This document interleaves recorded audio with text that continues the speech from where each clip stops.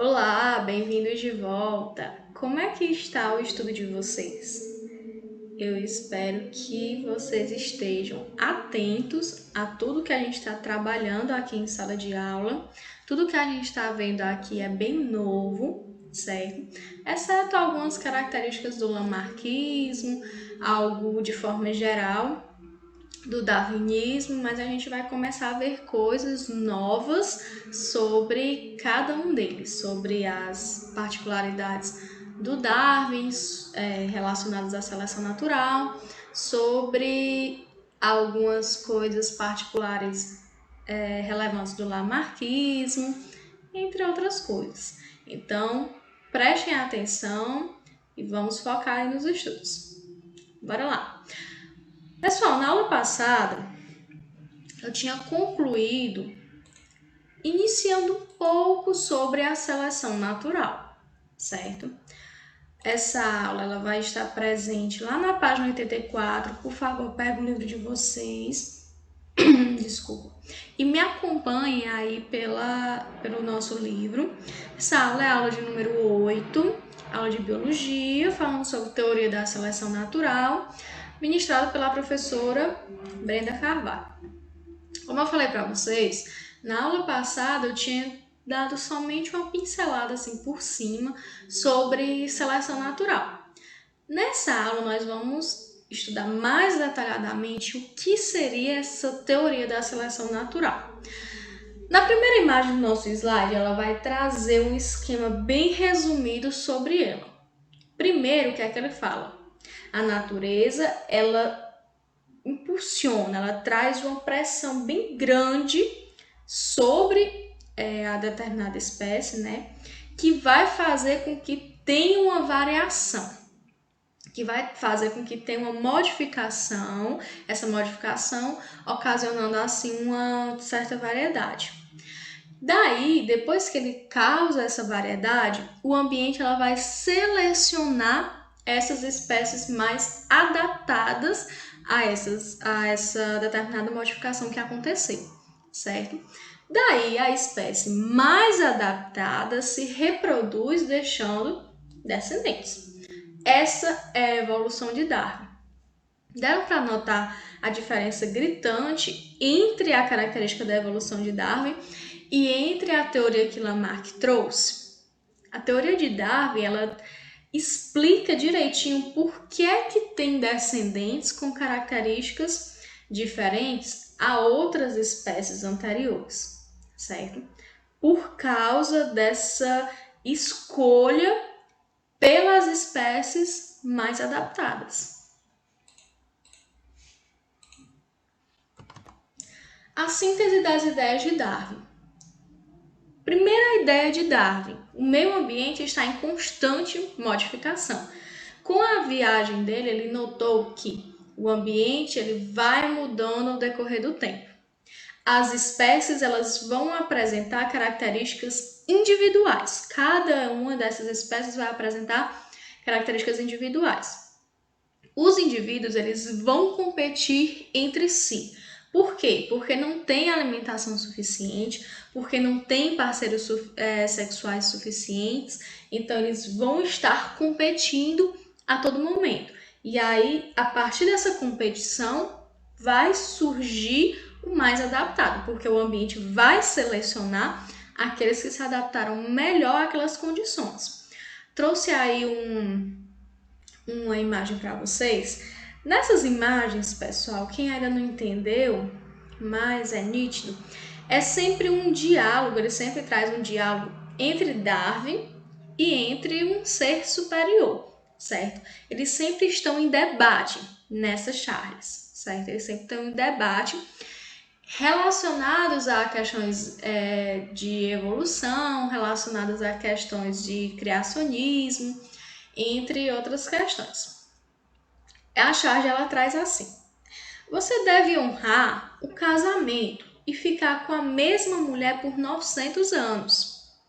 Daí Darwin chega e diz assim: olha, no mundo animal não é assim não. O macho só pensa em procriar e perpetuar sua linhagem. Quanto mais fêmeas, melhor.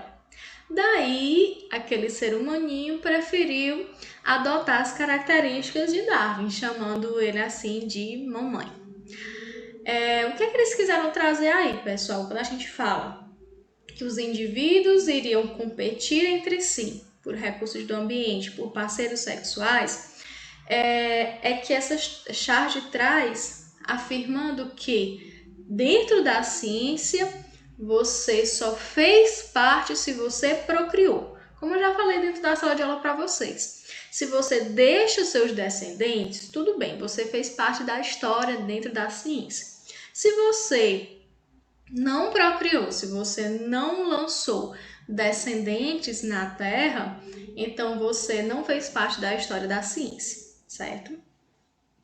Então, por isso que a ciência, ela sempre está incentivando a quanto mais descendentes vocês deixarem, independente da utilização de apenas uma parceira ou várias, essa característica que a ciência traz. Diferentemente do que a gente vê dentro do principal representante aí do criacionismo.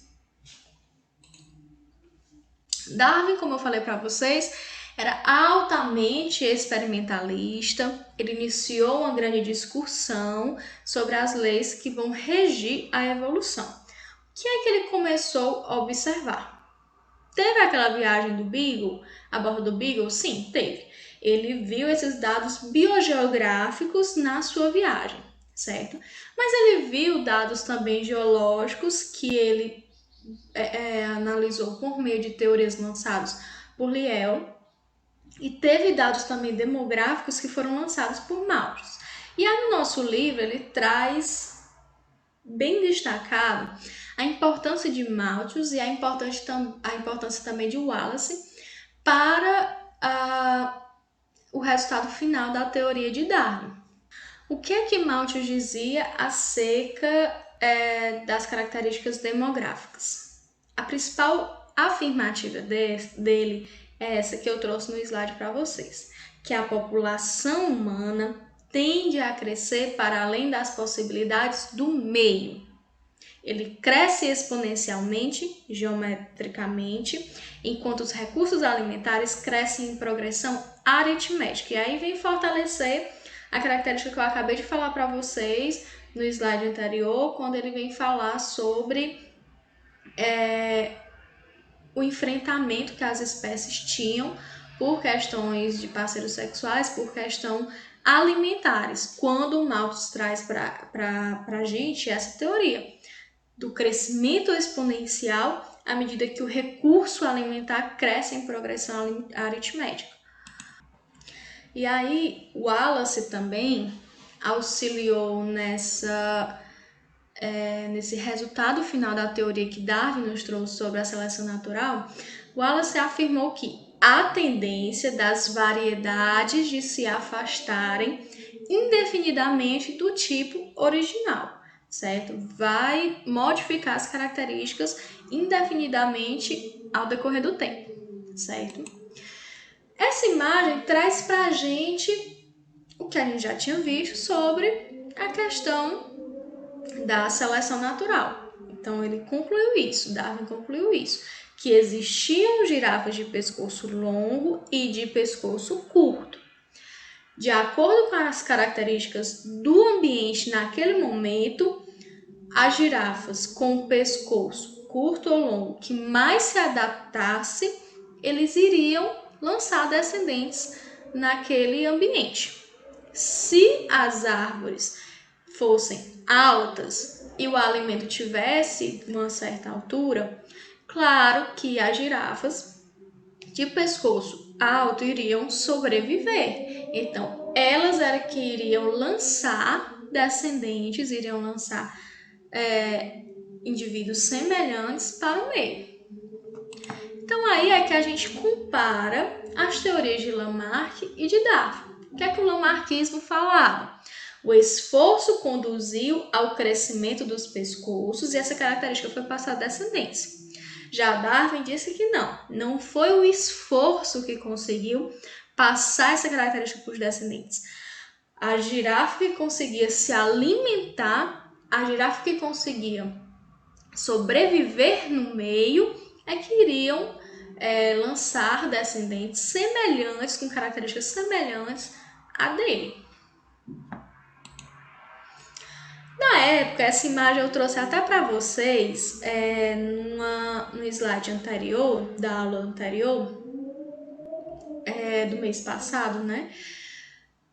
Na época, Darwin, ele foi muito questionado quando ele lançou essa teoria evolucionista, certo? Ele foi muito criticado, principalmente por pessoas que acreditavam nessa questão do criacionismo, né? E pessoas que ainda estavam presas ao fixismo, à teoria do fixismo. Muitas charges foram criadas para desqualificar Darwin, né? Só que, com o decorrer do tempo, essa teoria, os cientistas começaram a ver que ela era, sim, muito verdadeira, ela era muito bem elaborada, bem observada, né? Ela começou a ser aceita no meio científico, mais ou menos no século XX. Por quê? Porque nesse século vieram novas ideias sobre questões genéticas, que foi descoberta por Mendel. Mendel lançou no campo científico essas características genéticas de transmissão hereditária, e aí começaram a encaixar as ideias de Darwin com as ideias de Mendel e ver sim que essa ideia da seleção natural é verdadeira, certo? Somente em 1997 a teoria recebeu a anuência do representante máximo da Igreja Católica, Papa João Paulo II. Então, a teoria da evolução de Darwin / Wallace, que foi um dos principais cientistas que auxiliaram nesse processo, afirmava que na seleção natural sobreviviam os que melhor se adaptavam ao meio. Os indivíduos mais aptos transmitiam essas características para os seus descendentes. Quais eram os fatos e quais eram as consequências dessa seleção natural, desse processo de evolução? E tudo isso que eu estou falando para vocês, pessoal, de como ele era observador, de como ele era fascinado pela natureza, de como ele analisou fato por fato, de como foi a viagem dele e de quais foram os resultados dessa viagem, ele explicou no seu livro Origem das Espécies, que ainda hoje é um ouro dentro da ciência, certo? Os fatos: rápido aumento da população. Qual a consequência? Tinha que ter luta pela vida. Fato: luta pela vida, uso de herança. Qual a consequência? Sobrevivência do mais apto por meio da seleção natural. Seleção natural iria trazer uma variação no meio. Qual a consequência? Sobrevive indivíduos diferentes em meios diferentes, origem das novas espécies.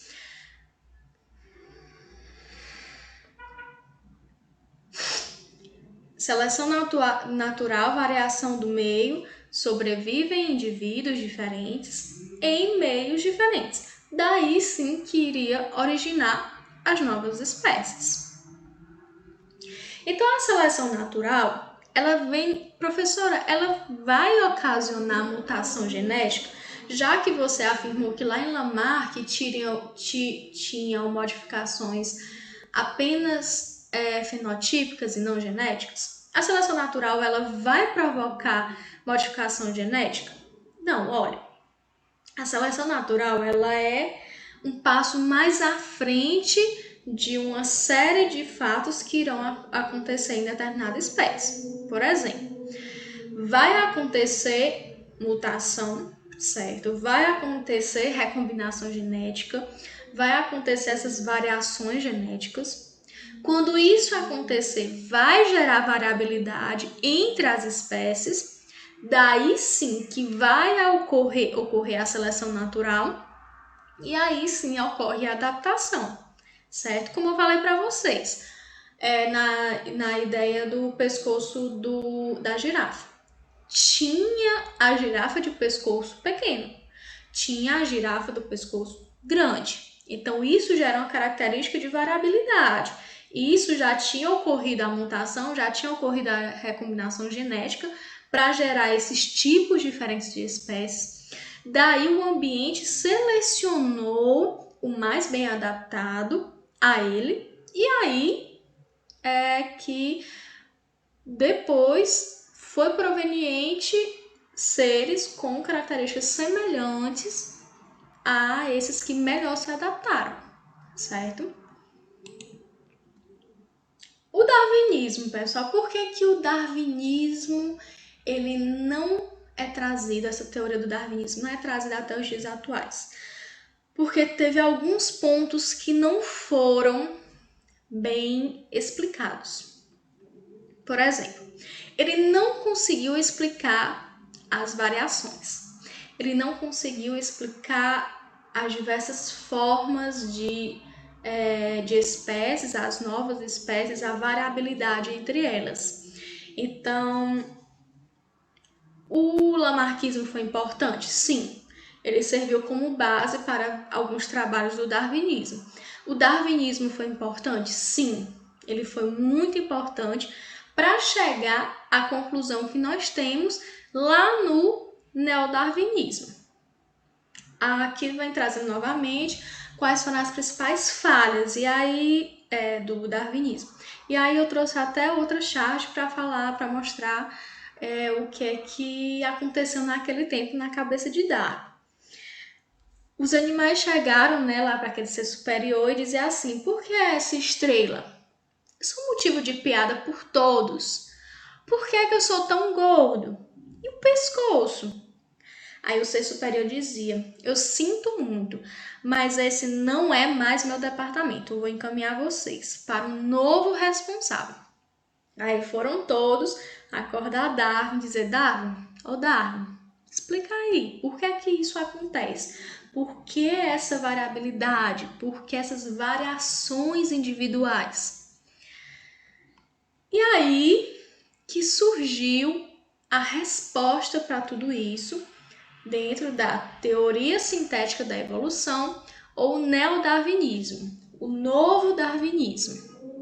O novo darwinismo uniam aquelas questões da seleção natural que o Darwin e o Wallace trouxeram para dentro da ciência e vieram questões importantes relacionadas à genética, que iria explicar essa variabilidade, essa variação entre os indivíduos.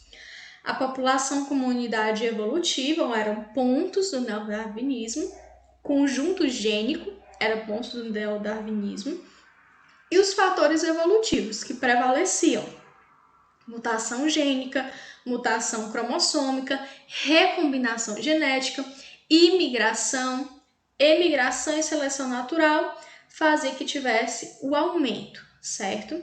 A seleção natural ela ia atuando, a alteração da frequência gênica e genotípica ocasionava esses processos evolutivos, certo? Então não era só o meio que fazia que surgissem seres mais bem adaptados e aí iria ocasionando toda a variabilidade que a gente tinha, toda a variedade de espécies que a gente tinha. Eram vários fatores. Tinha a imigração, tinha as características genéticas, recombinação gênica, tinha também a seleção natural, os indivíduos se adaptando ao meio que estavam modificando. Então, tudo isso se unia e chegava ao neodarwinismo. Teoria sintética da evolução veio no século XX, baseia-se em 4 processos: mutação, recombinação gênica, isolamento geográfico e isolamento reprodutivo. Nós vamos falar especificamente cada uma delas, certo? Primeiramente, nós vamos falar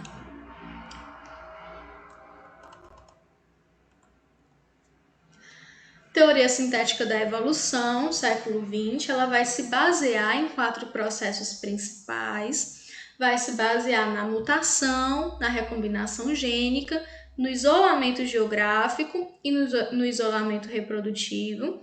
Nós vamos falar especificamente cada uma delas, certo? Apesar de alguns protestos Apesar de alguns protestos isolados, a teoria evolucionista de Charles Darwin é hoje amplamente aceita, como eu já falei para vocês, da Igreja Católica. Essa questão da evolução é aceita pela Igreja. Segundo essas teorias, suportadas por várias evidências científicas e objeto de estudo da paleoantropologia, o homem origina-se de um ancestral comum, que é o macaco. No decorrer do tempo, ele vai adquirindo novas características genéticas e adaptativas que chegaram às características que nós temos hoje. Atividade complementar, pessoal, que eu quero que vocês façam é a de assistir esse filme, O Desafio de Darwin. Esse filme ele é maravilhoso, ele vai mostrar um pouco do que Darwin observou, do que Darwin viajou, do que Darwin pensou e como ele chegou àquela teoria do darwinismo, certo? A teoria da seleção natural, o tempo do darwinismo. Então, assistam a esse filme. No momento oportuno, a gente vai debater sobre ele. Especiação e ancestralidade. A gente vai começar falando daqueles tópicos que eu trouxe para vocês nos slides anteriores. A especiação, pessoal, o próprio nome já vem trazendo, já vem dizendo, formação de novas espécies. Como é que se formam essas novas espécies e como é que vai trazer ancestrais a partir disso? A especiação, ela acontece por meio de barreiras geográficas, por meio de mutações diferentes, por meio da seleção natural, raças e isolamento reprodutivos. A partir de tudo isso, ele vai formar uma nova espécie. O que a gente vai começar a debater agora? Aí na imagem ele vai trazendo cada uma delas, processo de imigração, movimento dos genes, o fluxo gênico, ocorre a evolução, aí também mostra questões de seleção natural, de mutação, tudo que a gente estava falando até então. O que a gente vai começar a falar agora? Sobre a especiação geográfica. A especiação geográfica, formação de novas espécies por meio de uma barreira geográfica, acontece da seguinte forma. Nós temos uma população inicial, vai acontecer uma barreira que vai dividir determinadas áreas geográficas e por causa da pressão ambiental que vai ser diferenciada entre um local geográfico e outro local geográfico, é que vai ter a formação de uma nova espécie em cada área, certo? Por exemplo, aqui na imagem a gente mostra a separação da população de corvo. Antigamente tinham os corvos morando em um só local, em uma só parte geográfica. E aí ocorreu a separação, a barreira geográfica, né? Durante a última glaciação.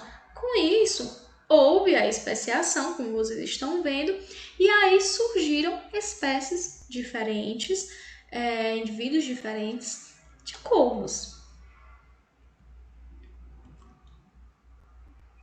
Por hoje é só, pessoal. Na próxima aula a gente vai continuar falando sobre esses processos de especiação, certo?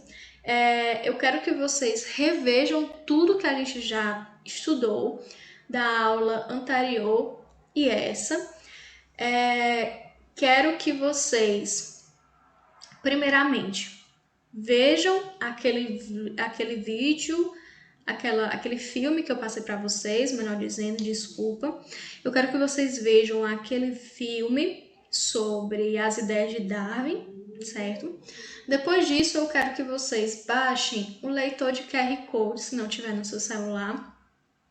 E aí, façam a leitura desse QR Code que está aqui abaixo, no nosso slide. Ele vai encaminhar vocês até um vídeo falando também sobre o tempo do darwinismo. Ok? Outra atividade que eu quero trazer para vocês é a de resolução das questões da página 84, questão de número 1, 2, 3 e 4. Pessoal, não deixe para depois essa resolução de atividade, porque esse mês a gente vai fazer muita atividade, muitas questões. O nosso livro ele tá rico em questões. Todas essas questões são muito importantes. Dentro da ciência, a gente sabe que uma das partes principais e que cai muito em questões de vestibular é essa parte do darwinismo, essa teoria da seleção natural. Então, é importante a gente destacar, é importante a gente estar frisando essa parte do nosso estudo, certo? Então, eu aguardo vocês na próxima aula. Estuda bastante, já responde as questões, assiste o filme, assiste o videozinho e aí até a próxima aula. Tchau!